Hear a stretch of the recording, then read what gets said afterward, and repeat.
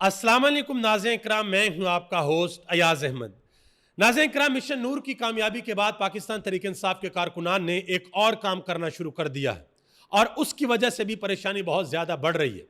Mission नूर के अंदर लोगों ने किस तरीके से हिस्सा लिया, कहां कहां पर किस तरीके से लोगों ने अजानें दी और कितनी बड़ी तादाद के अंदर आवाम ने इस मिशन में पार्टिसिपेट किया, ये सारी तफसीलात आपके सामने रखने के लिए जा रहा हूं। दूसरी जानब पाकिस्तान तहरीक इंसाफ के सीनियर रहनुमा असद कैसर ने मोहतरमा मरियम नवाज साहबा को एक बहुत बड़ा चैलेंज दिया है।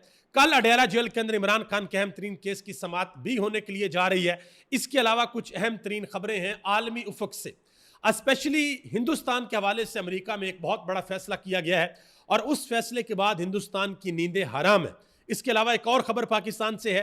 पाकिस्तान पीपल्स पार्टी की जानब से एक बहुत बड़ा इंकशाफ किया गया है जो सऊदी अरब और पाकिस्तान के दरमियान एक डिफेंस डील हुई है, उस हवाले से वो भी आपको बताने के लिए जा रहा हूं। गुजारिश करूंगा कि वीडियो को लाइक करके चैनल को सब्सक्राइब कर दें ताकि इंफॉर्मेशन का सिलसिला आप लोगों तक पहुंचता रहे। नाज़रीन किराम, सबसे पहले बात करते हैं मिशन नूर के हवाले से। पिछले 10 दिनों से सोशल मीडिया के ऊपर बहुत ज्यादा कैंपेन चली। पाकिस्तान तहरीक इंसाफ के जो सोशल मीडिया एक्टिविस्ट हैं उन्होंने खुद से इसका इनिशिएटिव लिया और पूरे पाकिस्तान की आवाम से गुजारिश की, जो लोग पाकिस्तान के अंदर रहते हैं और पाकिस्तान के बाहर रहते हैं, कि 20 सितंबर रात 9 बजे आप लोगों ने अजान देनी है, अल्लाह को याद करना है, अपना मुकदमा अल्लाह की अदालत के सामने पेश करना है। तकरीबन 8-9 दिन तक यह कैंपेन चलती रही और एक दिन पहले अचानक हैरान कुन तौर पर कुछ लोग उठे पाकिस्तान तहरीक इंसाफ के अंदर से ही और उन्होंने कहा कि इस मिशन का तो नाम ही ठीक नहीं है। उन्होंने मिशन के नाम को मुतनाज़ बनाने की कोशिश की और जितने लोग इस मिशन के लिए कंपेन कर रहे थे उन लोगों के ईमान पर सवालिया निशान लगा दिया कि पता नहीं इन लोगों का ईमान भी ठीक है या नहीं है। उस चीज़ को मसला ख़त्म नबूवत सल्लल्लाहु अलैहि वसल्लम के साथ जोड़ दिया गया और खुदा न खास्ता यहाँ तक कहा गया कि यह मुशाहबत है कादियानियत के साथ। उसके बाद फिर पाकिस्तान तहरीक इंसाफ का सोशल मीडिया ऐसे एक्टिव हुआ, ऐसे उन्होंने आगे से रिस्पॉन्ड दिया कि तकरीबन आप कह लें कि चंद मिनटों के अंदर उन्होंने इस बयानियों को तहस नहस करके रख दिया, वाड़ के रख दिया बयानियां, और यह बताया कि इसका उससे किसी किस्म का कोई तल्लक नहीं है। उन्होंने बताया कि नूर का जिक्र तो अल्लाह कुरान में करता है कि मैं आसमानों और जमीन का नूर हूं, सूरह नूर कुरान के अंदर है। इसके अलावा और बहुत सी उन्होंने चीजें सामने रखी कि भाई अगर आप ये कहते हैं तो फिर इन चीजों के जवाब दें। बहरहाल जब वक्त आया, जब रात के 9 बजे, कल रात की बात कर रहा हूं, जब रात के 9 बजे, तो अभी तक भी सोशल मीडिया के ऊपर आप जाएं, आप ट्विटर को स्क्रॉल करें, आप टिकटॉक को देखें, आप फेसबुक को देखें, यूट्यूब को देखें, इंस्टाग्राम को देखें, हर जगह पर आपको अजानें नजर आएंगी। छोटे बच्चे, जवान, बूढ़े सब बाहर निकले हैं, अपने घरों की छतों पर गए हैं या दोस्त इकट्ठे हुए हैं, उन्होंने अजानें दी हैं। कुछ लोगों ने खुद अजानें दी हैं, कुछ लोगों ने स्पीकरों पर अजानें चलाकर सुनी हैं और दुआ की। इसमें पाकिस्तान तहरीक इंसाफ की क़यादत ने भी पार्टिसिपेट किया है। सलमान अकमराजा ने, सदर आरफ अलवी ने, बाकी तमाम लोगों ने, तहरीक तहफ़्फ़ुज़ आईन पाकिस्तान ने, अलामा राजा नासिर अब्बास ने जिस तरीके से अजान दी वो बड़ी मुनफरद थी। वो तकरीबन सेंटर में खड़े थे और साइडों पे उनके बहुत से स्टूडेंट्स खड़े थे और वो कह रहे थे अल्लाह अकबर अल्लाह अकबर, और उनके सारे स्टूडेंट्स उनके पीछे बोलते थे अल्लाह अकबर अल्लाह अकबर। तो वो एक बड़ा ज़बरदस्त किस्म की उन्होंने ये अजान दी और वो भी सोशल मीडिया के ऊपर बहुत ज़्यादा वायरल हुई।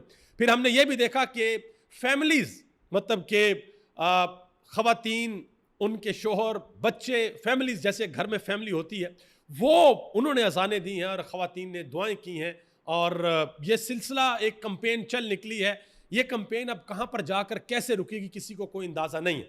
और पाकिस्तान तहरीक इंसाफ की क़यादत को या दूसरे लोगों को, स्पेशली नून लीग को, इसका जो डर और खौफ है वो इस वजह से है कि भाई ये लीडर लेस कंपेन शुरू हो गई है पाकिस्तान के अंदर। पहले तो ये था कि जी 4 अक्टूबर को जाना डी चौक तो लीड करेंगे अली अमीन गंडापुर, 24 नवंबर को जाना डी चौक तो लीड करेंगे अली अमीन गंडापुर। मैं कोई अली अमीन गंडापुर की बुराई नहीं कर रहा, आप ऐसे ही मतलब कि बुरा भला ना कहिएगा, ना सोचिएगा। अली अमीन गंडापुर ने अपनी दानिश के अंदर जो किया उन्होंने किया, अगरचे लोगों को उनके ऊपर बहुत से तहफ़्फ़ुज़ात हैं, लोग बड़ी तनकीद करते हैं, लेकिन स्टिल मैं ये समझता हूं कि अली अमीन गंडापुर की बहुत बड़ी जिम्मेदारी है कि इमरान खान के विजन को लेकर चलें, इमरान खान के नजरिए के ऊपर चलें और अली अमीन गंडापुर समेत पूरी की पूरी पाकिस्तान तहरीक इंसाफ ये सोचे कि आखिर वो क्या वजह है कि इमरान खान ने तरीके इंसाफ के अंदर से नहीं बल्कि बाहर से 2 लोगों को अपोजिशन लीडर के लिए नामजद किया, कौमी असेंबली के अंदर भी और सेनेट के अंदर भी। तो ये सोचना तो पड़ेगा, चाहे अली अमीन गंडापुर हों, चाहे पाकिस्तान तरीके इंसाफ के दूसरे लोग हों जो ऐवानों के अंदर बैठे हैं या जिनके पास ओहदे, कि इमरान खान ऐसा क्यों सोचते हैं। अब जरा आगे आ जाए जी। ये मिशन नूर तो हो गया कामयाब। अब एक और इतराज़ आया जिस वक्त ये लोगों के ईमान के ऊपर सवालिया निशान खड़ा किया गया, तो जिन लोगों ने ये कैंपेन शुरू की थी उनको फिर ज़ाहिरी बात है, फितरती बात है, उनको बड़ा गुस्सा आना था।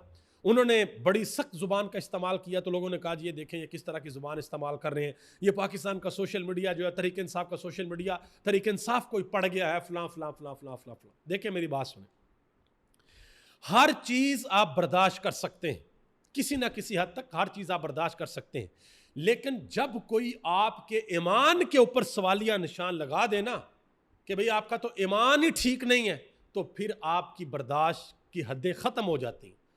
फिर आप जो जवाब देते हैं वो आपके बस के अंदर नहीं रहता। तो इसका बेहतरीन हल ये है कि जिन लोगों ने इस मिशन को मतनाज़ बनाने की कोशिश की वो अपना मौक़िफ़ सामने रखें कि हमें ये तहफ़्फ़ुज़ात थे, हमें इस मिशन के कॉज से या इस मिशन के अंदर जो एक्टिविटी परफॉर्म होनी थी हमें उससे किसी किस्म का कोई इतराज़ नहीं था। तो मेरा ख्याल है कि ये मामला सही हो सकता है, क्योंकि कल जब तोशा खाना 2 की समात होगी डेला जेल के अंदर, अलीमा खान अगर वहाँ पर जाती हैं वो इमरान खान के सामने सारा मामला रखेंगी कि इस तरीके से वो सोशल मीडिया जिसने आपकी पार्टी को खड़ा किया, जिस सोशल मीडिया ने 8 फरवरी को पाकिस्तान के अंदर एक खामोश इनकलाब बर्पा किया, जिस सोशल मीडिया ने आपके नज़रिए को अभी तक जिंदा रखा हुआ है, उस सोशल मीडिया ने तने तनहा खड़े होकर एक कैंपेन की है और लाखों पाकिस्तानियों को बाहर निकाल कर अजान दी है और अल्लाह को याद किया, अपना मुकदमा अल्लाह की अदालत के अंदर पेश किया। तो यकीनन इमरान खान इससे बड़े खुश होंगे, लेकिन साथ ही इमरान खान पैगाम देंगे इत्तेहाद का कि आपस में आप लोगों ने इत्तफाक और इत्तेहाद कायम दायम रखना है, आपस में आप लोगों ने लड़ाई नहीं करनी। और अब आगे जो तरीके इंसाफ का जो सबसे बड़ा फोकस है वो 27 सितंबर को गालिबन जो होने के लिए जा रहा है, मैं डेट कंफर्म करूँ जी, 27 सितंबर को जो जलसा होने के लिए जा रहा है उस जलसे पर फोकस होगा। आज एक और एक्टिविटी हुई है, उस एक्टिविटी की वजह से भी परेशानी बहुत ज़्यादा बढ़ गई है। पाकिस्तान तरीके इंसाफ के कुछ कारकुनान ने अपनी मदद आपके तहत अटक पुल को आके बंद कर दिया, आज एहतजाजन बंद कर दिया। अब देखें मैं यहाँ पर एक चीज़ आपको बताऊँ, तरीके इंसाफ की क़यादत को ये बात समझनी होगी, अली अमीन गंडापुर को ये बात समझनी होगी कि 3 साल हो गए, एक ट्रक की बत्ती अवाम को दी जाती है, वो ख़त्म होती है तो दूसरी ख़त्म होती है तो तीसरी। अब कारकुनान जो है वो आपसे एक चीज़ की डिमांड कर रहे हैं, do something for Imran Khan, front foot के ऊपर आए, आकर खेलें, डरे मत, घबराएं मत, ये कारकुनान की डिमांड है। तो आज उन्होंने अटक पुल को बंद किया। तो ये आप सोचें कि अगर मैं ज़्यादा बड़ी बात नहीं करता, चलें अंदाजे बंदा लगा सकता ना, एक अंदाजे से मैं बात कर रहा हूँ, अगर KPK से, मैं पूरे पाकिस्तान की बात नहीं करता, सिर्फ KPK से 50,000 नौजवान इकट्ठे हो गए और उन्होंने 10-10 हज़ार की या 25-25 हज़ार की टोलियां बना के कुछ पॉइंट्स को बंद कर दिया, तो क्या करेगी KPK की हुकूमत? क्या ये अपने कारकुनान के ऊपर शेलिंग करेंगे? क्या ये अपने कारकुनान के घरों की चार दीवारी को पामाल करेंगे? क्या करेंगे ये? तो ये बेहतर है कि ये इनको खुद लीड करें, ये तो बहुत अच्छी बात है, खुद लीड करें, एक सियासी तहरीक बने। लेकिन आने वाले दिनों में ये मामला जो है वो बड़े इंटरेस्टिंग होने के लिए जा रहे हैं।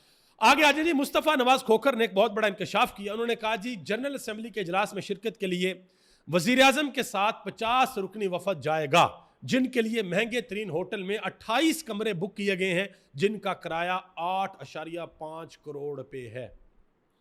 कौम सैलाब के अंदर फंसी हुई है, लोगों के जानवर बेचारे चले गए हैं सैलाब के अंदर, नुकसान हो गया, घरों का नुकसान हो गया, लोगों की अपनी जानों का नुकसान हो गया। और यहाँ पर माशाल्लाह हमारे जो प्रधानमंत्री साहब हैं वो तकरीबन 8.5 करोड़ रुपए किराए के कमरे बुक करके 50 लोगों का वफद लेके जा रहे हैं जनरल असेंबली के अंदर। आप अंदाज़ा लगाएं। मेरी आपसे गुजारिश है कि जिस वक्त इमरान खान ने जाकर खिताब किया था, ज़रा खुद सर्च कीजिएगा कि इमरान खान कहाँ पर ठहरे थे और कितना उस वक्त खर्चा आया था। आगे आ जाए जी, असद कैसर ने एक बहुत बड़ा चैलेंज दिया है मोहतरमा मरियम नवाज साहब। मरियम नवाज साहब ने कहा था कि इमरान खान किस्सा परीना बन गया है, पाकिस्तान आगे निकल गया है, तरक्की कर ली है, वो डेला के अंदर जो बैठा है उसको कुछ नहीं पता। तो असद कैसर ने मरियम नवाज को जवाब दिया।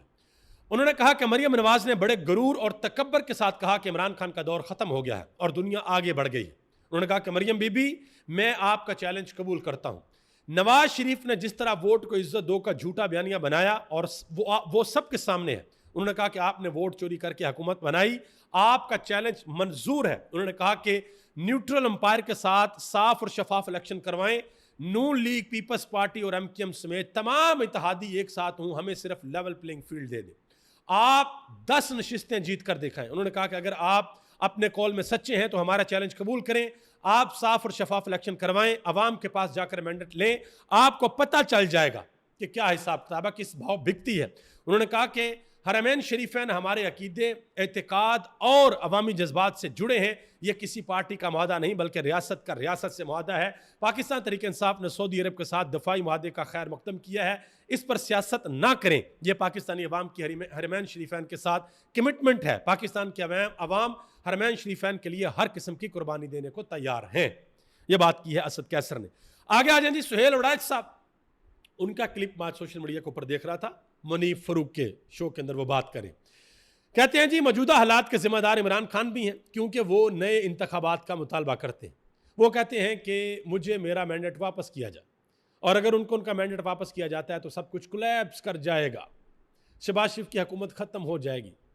तो इमरान खान सही नहीं कर रहे, इमरान खान लचक नहीं दिखा रहे। इमरान खान को अगर बाहर जाने की ऑफ़र भी दी जाती है तो ये गारंटी नहीं है कि इमरान खान वहाँ भी जाकर चुप होकर बैठेंगे, नहीं बैठेंगे। अब देखिए सुहेल उड़ाइच साहब बड़े मोहतरम हैं, बुजुर्ग बंदे हैं, जिंदगी गुजार दिया सहाफत में।